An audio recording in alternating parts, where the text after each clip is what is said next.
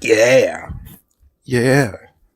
Yeah. This is an example of something I mention a lot, but this is about as stark an example as I could possibly give you about how people classified as white go through far greater lengths to claim ancient Egypt than anybody on this planet, even Egyptians.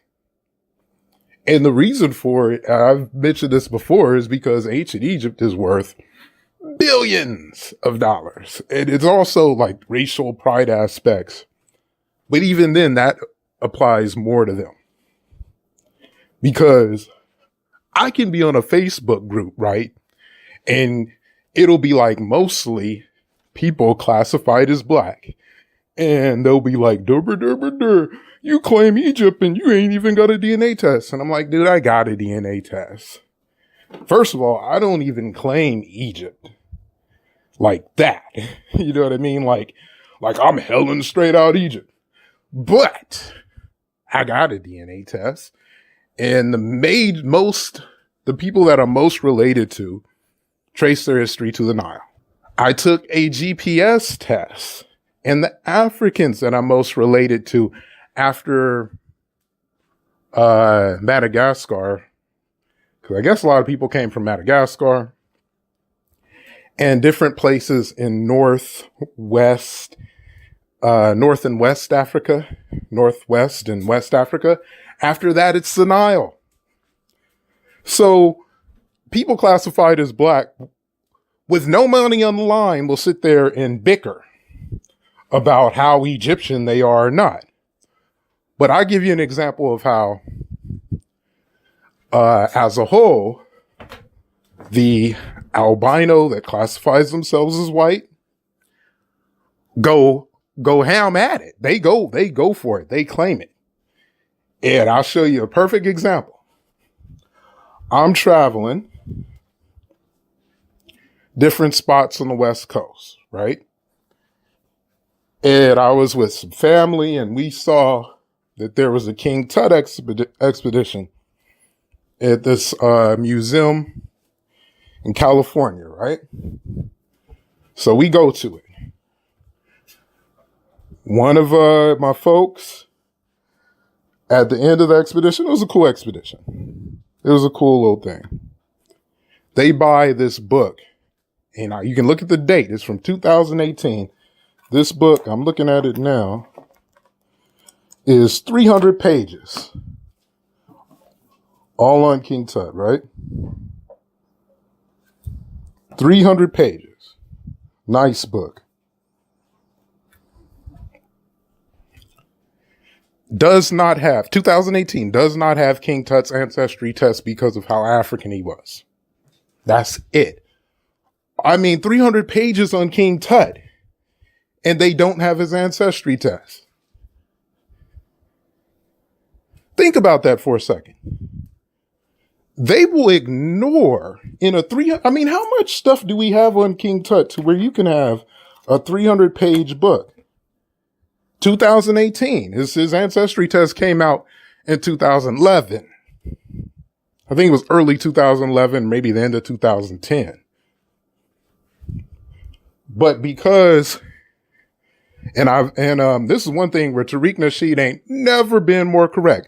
The only functional religion on this planet is the religion of white supremacy. Everything else is broken. And this is an example. Now, contrast this. We going through the West Coast. I'm in Oregon, right?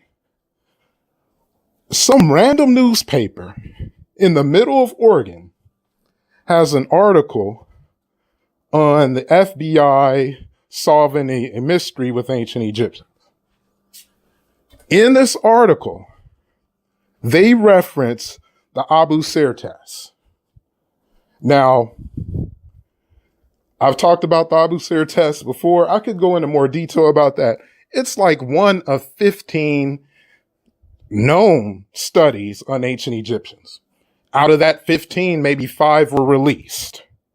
But because, and I'll say it like this, unless I have evidence to the contrary, I will assume that the only reason why the Abu Sir test was promoted heavily in the media was because Egyptians, the Africans that were tested, and I can go in more detail about why it was selected, where that location was, and how Egyptology said it was a burial ground for Semitics.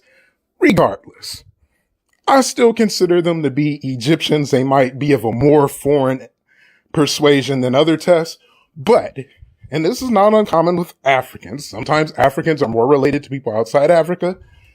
As far as S&Ps, they were more related to, I'd say, Iranians, at least with the people they compare to, than most Africans.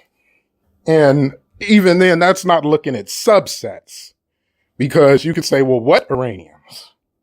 I'm just giving you an abbreviated version. But the point being, this is a front page in 2018. This test was 2017, one of like 15 tests. And they're mentioning that ancient Egyptians are more related to Middle Easterners than sub-Saharan Africans. So they're using that same line which came with that. I told you how that test came with a slogan. They're pushing that slogan on the front page of some random paper in the middle of Oregon.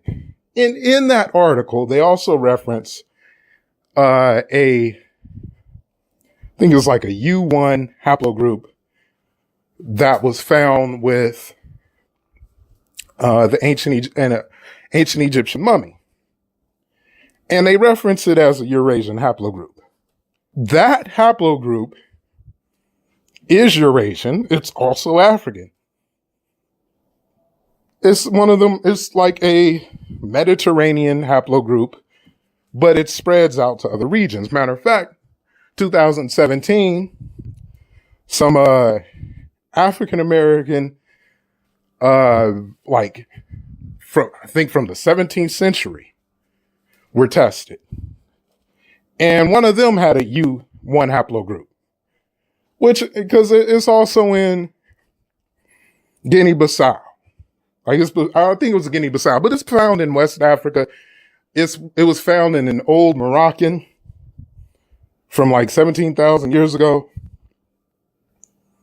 It's spread around. If it's a Eurasian haplogroup, we need to also call it a Eurasian African haplogroup. It's all around. But that's how stark example this is. You have a 300-page book in a museum, and they ignore the ancestry test of King Tut. Let me tell you, if that ancestry test of King Tut was like that rumor that floated around before it came out about him having a haplogroup that's mostly European, that ancestry test would have been featured in the museum exhibit. It would have been within the first 2 chapters of the book. Instead, it is ignored. So I don't want anybody to question the bullshit. Understand what it is. Ancient Egypt is worth billions of dollars. The only functional religion on this planet is white supremacy. Everything else is Mickey Mouse shit. You could replace Yah with Donald Duck. You could replace Allah with the Green Lantern. It wouldn't matter. It's all basically a dance. It's like, you know how when Khalid Muhammad pretends to do his buck dance? That's basically all the religions except for white supremacy. White supremacy is like Chris Brown when it's dance. Like, it's at least on